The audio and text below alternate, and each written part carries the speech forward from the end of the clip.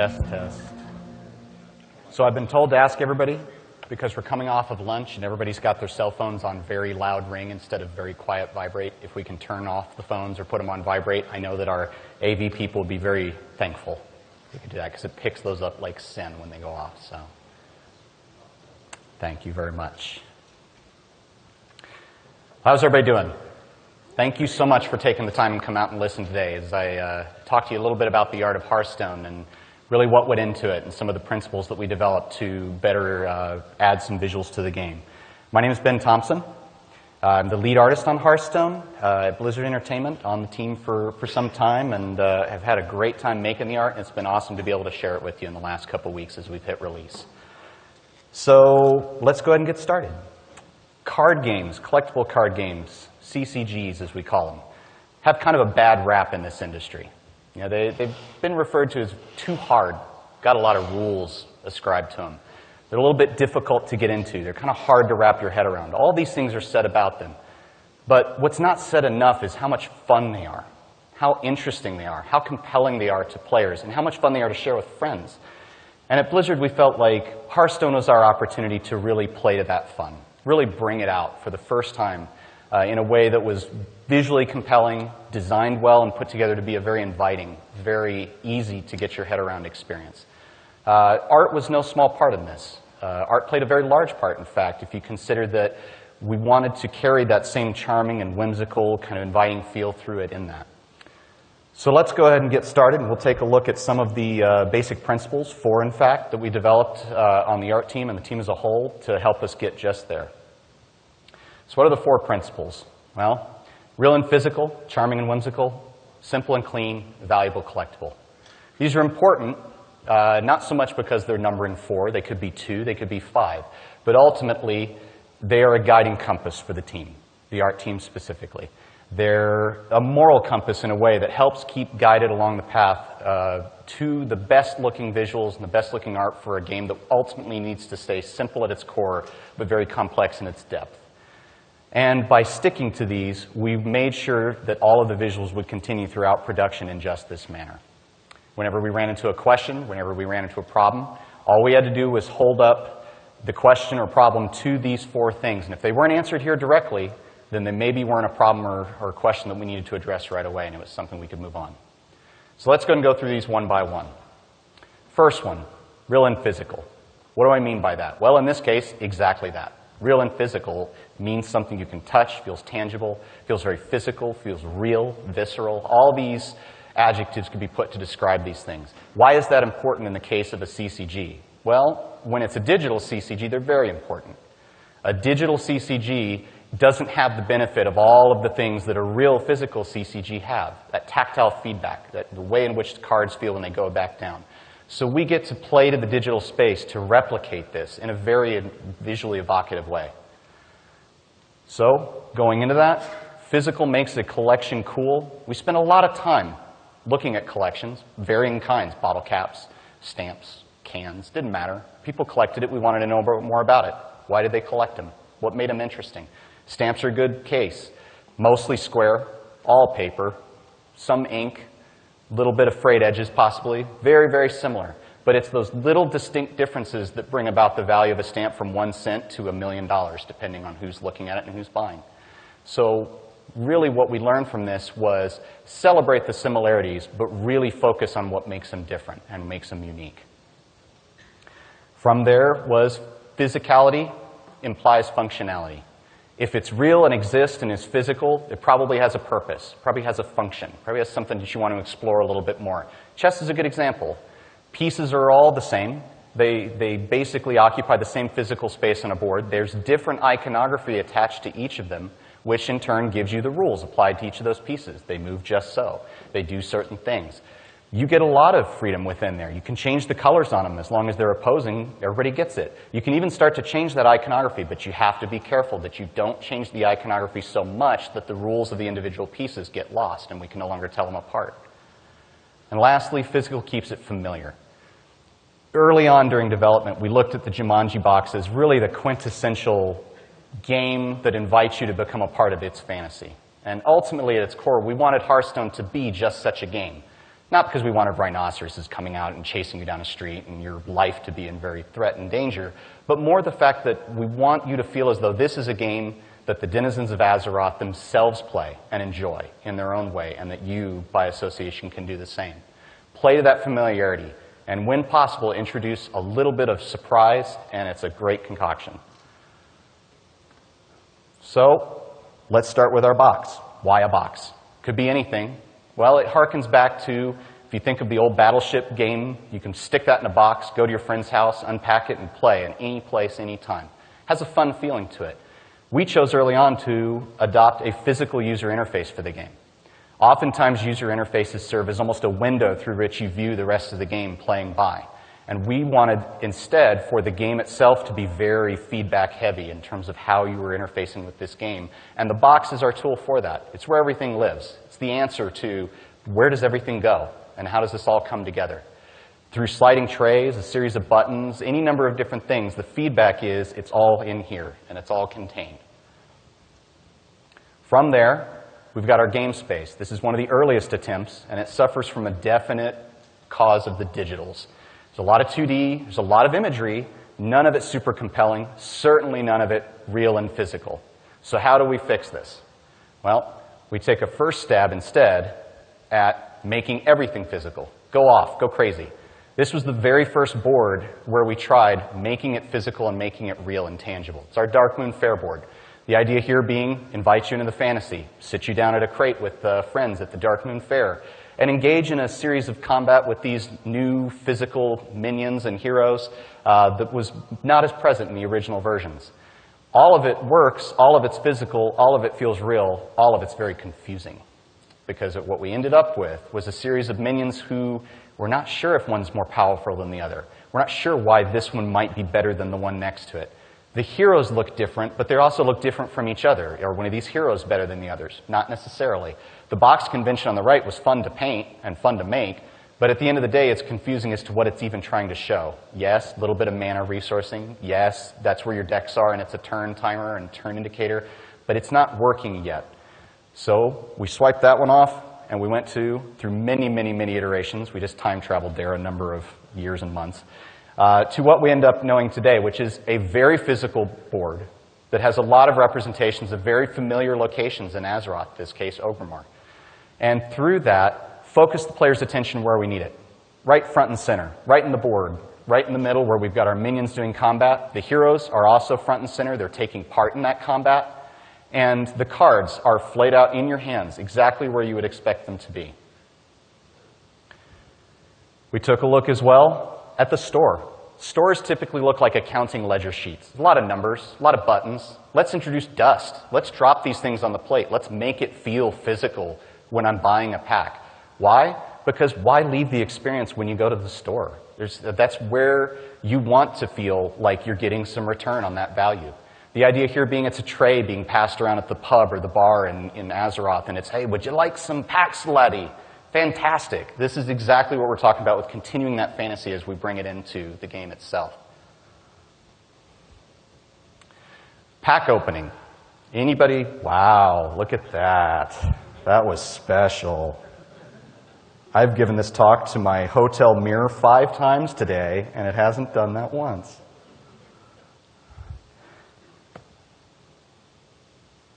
All right, let's try that again.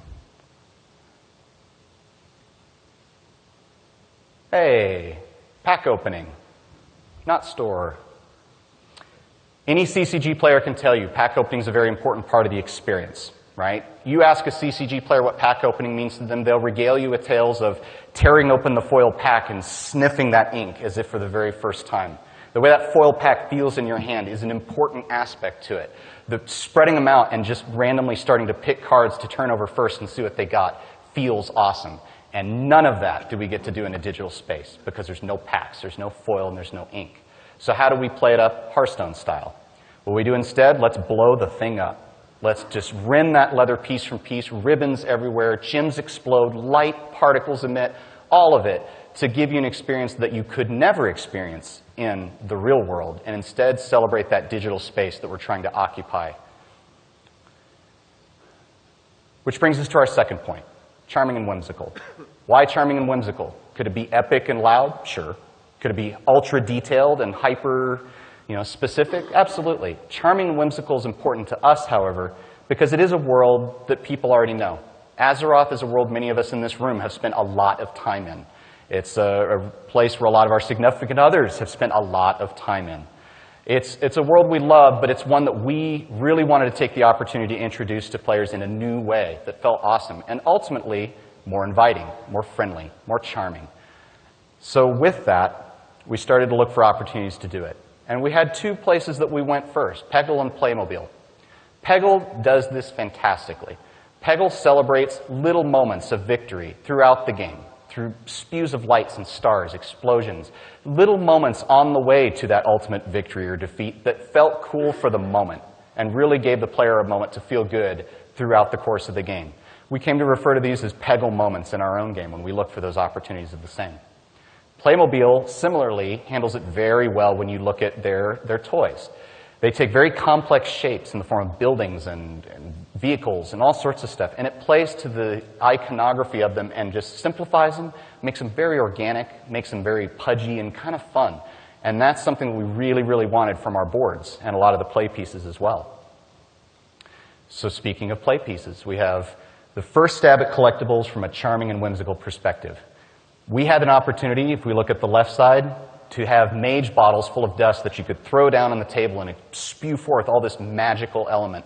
If you're a shaman, why not make a totem literal, a piece of wood with the person that it's describing tacked onto it with feathers and charms?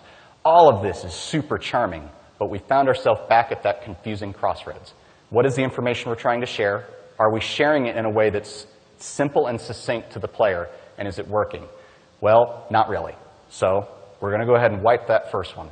The right side is another attempt at that. We've started to take on the card convention here. We've even started experimenting with the difference between collectibles in play and collectibles in your hand, and that transition, and what does that feel like? And what does that moment take on? In doing so, we got some of that information back, and it's important, and it's really good that it's there. It's going to be how ultimately you're playing the game. But put 5 or 6 of these on a board, and very quickly it gets hectic and visually confusing, even if they're all the same. So we're going to nix that one too.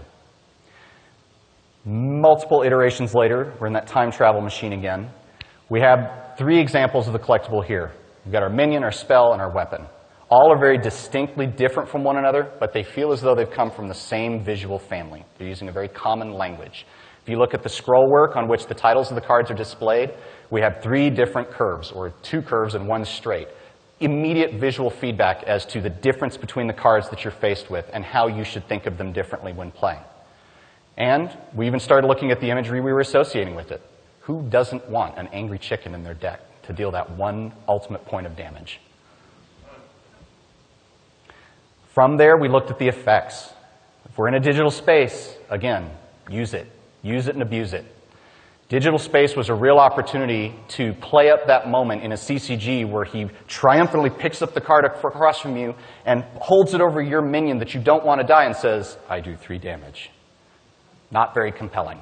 Not as compelling as a sheet of fire going across and blowing him off the board, certainly.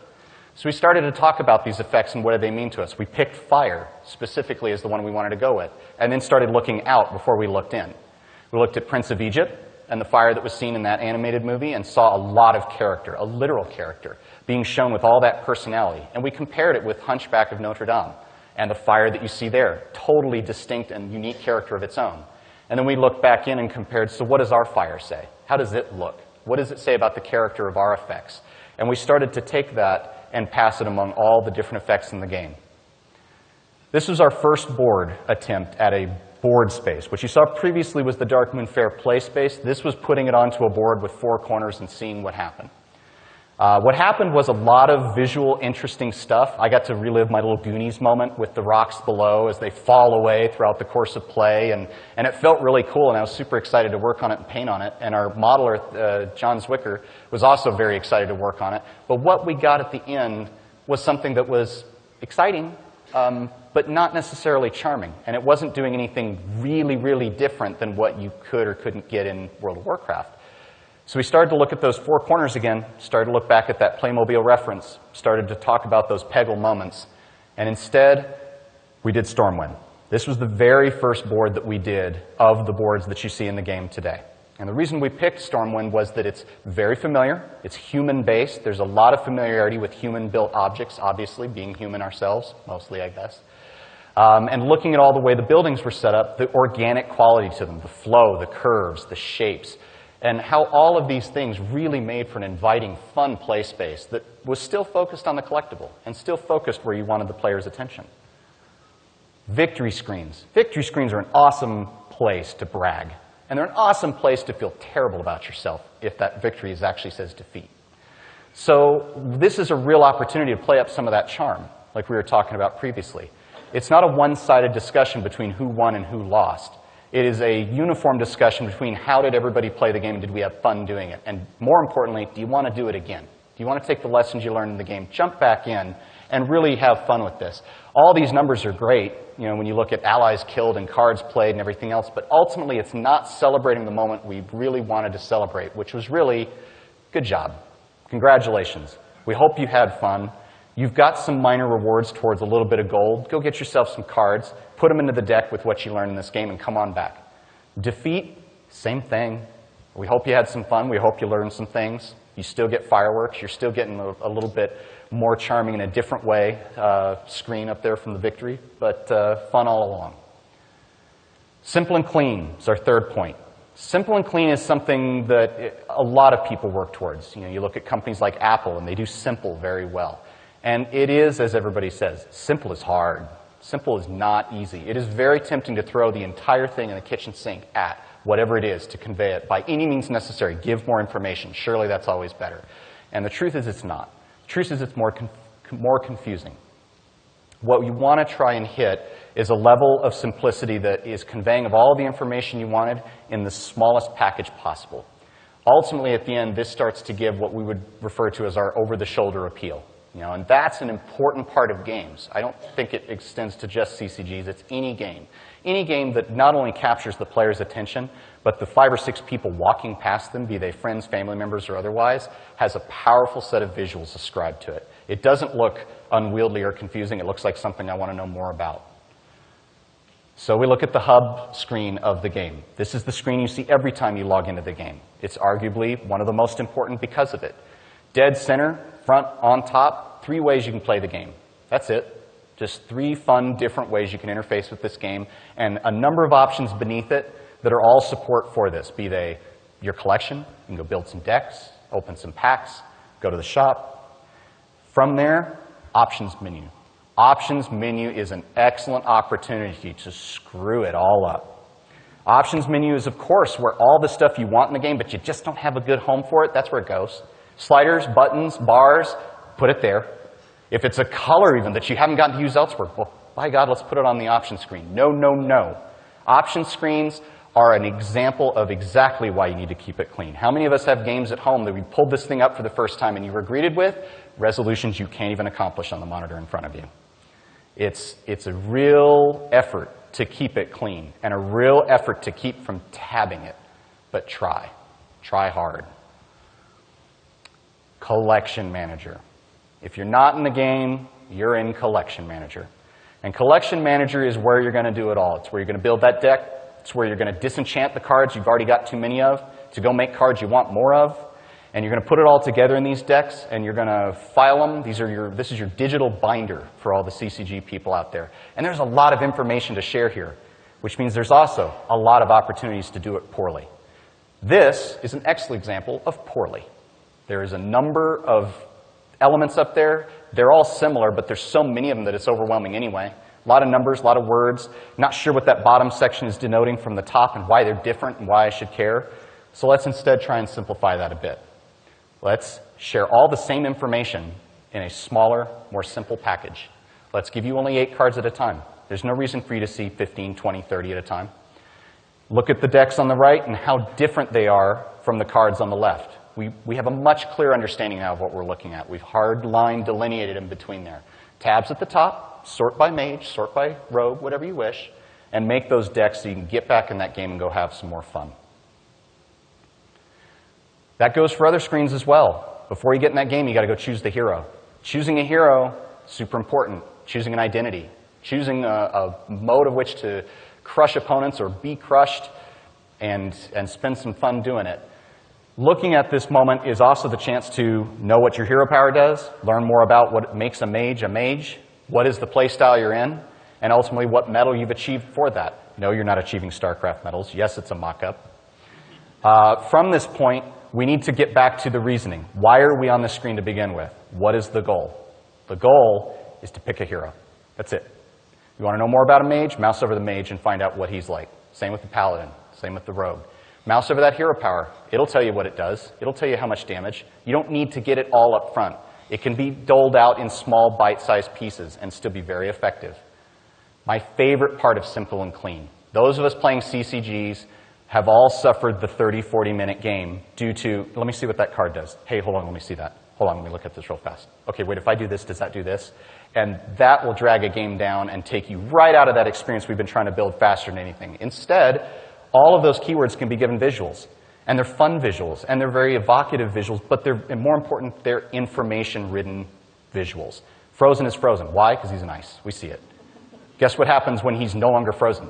The ice shatters and goes away. Clear visual feedback. Visual feedback that's useful to both players at any given point in the game, even when you've got every single one of them in play at once. It could be a mess, but once you've learned the vocabulary, you can look at that and know immediately what's going on, aside from the fact that somebody's in a lot of trouble. Lastly, a valuable collectible. The game is, after all, a collectible game. It really is, ultimately, about that collectible. If it's not, that's a supporting cast member, and it will have to act as such, both visually and design-wise. Why do we want to build valuable into the collectible? Well, aside from the fact that we continue to call it a CCG, digital or otherwise, we are asking people to invest in these collectibles. They have to get a return on that sense of value. If you don't, somebody's getting shortchanged and somebody's not having as much fun as they could.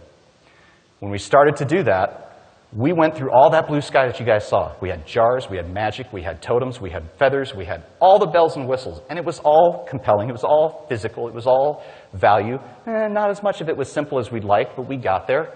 And at the end of the day, what we found was cards are great. Cards are a super compelling visual in and of themselves. Why? Because we know how to discard them. We know what it means to shuffle a deck of cards. We know what it takes to divvy out cards 5 at a time. There's a language there that's already common. We don't need to reinvent it, and we don't need to re-educate you to it. We can take that education and make it work for us, and instead make it our own. Make it something that we feel good about, and feel good about collecting, and feel good about asking you to collect. Let's gild them. Let's use raw materials. Let's use things that, again, use that digital space, and let's do it over and over and over again. Everybody who plays CCGs very quickly starts to take on card sleeves. Card sleeves are a good opportunity to really personalize that deck, to really make it your own and make a statement with it. Card backs, as we have in Hearthstone, that you can earn through different modes of gameplay, really have a sense of value to them too, and that you can really start to add a lot of personality to that deck. If it's a Warlock deck, maybe you like the fact that the Pandaren one also shares some Blood Elf colors, let's throw that on there. If it's a Legend on the end, hey, I just made Legend the other day, and I'm going to go ahead and use this so that everybody knows it. So here's where we've ended. Our valuable collectible. Is it physical? Certainly. Is it simple? Definitely. Charming? Well, along the way we've managed it with scrolls and everything else and how we're displaying it on the imagery involved. Is it valuable? Yes. Silver, metal, lots of different things. But that last little element, that thing that every CCG player has in their back pocket for their favorite card, for their favorite deck, so that when they pull it out, you'll know that you've not been just beat, but you've been properly beat. And that is your foil card. Your foil card in Hearthstone is animated. It's gold. It's got leaves. It's got gems. It's sexy. And that is something that we worked long and hard to get so that you do have, again, like your card backs, the opportunity to really theme and feel personal about your deck of cards. So, we've already done a pack opening. It did us very well when it came to physical. So well, in fact, that we wanted to also speak to valuable. The experience is a valuable experience. It should continue to be so. The experience here is, we could have just given you your 5 cards and said, thank you very much, enjoy your game. But instead, what we've done is allow you to pace it a little bit more to your own accord. Lay 5 cards out. Which do you flip first? I don't know. Do you want to go clockwise? Sure. Counterclockwise? Why not? Mouse over them a little bit. See if you get that legendary glow. You bet. Start to do this in such a way that you can build up your own personal statements within how you're playing the game, and those are valuable. And lastly, even the experience or path towards the collecting of gold or dust or other things that you can craft these materials. Your arena keys. These are all medals or badges on the way through your different course of arena, and they should scale up. We look at armor and WoW, different materials, different particles. They feel bigger, they feel better. The keys are no different, and we approach them as such. Last thoughts. Many directions to take in development. We all get them, we all have them to make. As long as you have a clear set of principles guiding you through this, and you stick to them, and you hold every decision that you make throughout the course of it, and you really hold them to the bar and give them good answers, you will ultimately make a game that your players will enjoy playing for years to come. We feel we've achieved on Hearthstone something that's fun, something that's approachable, and something that's interesting, and we're proud to put our name on it. Thank you very much for your time, guys.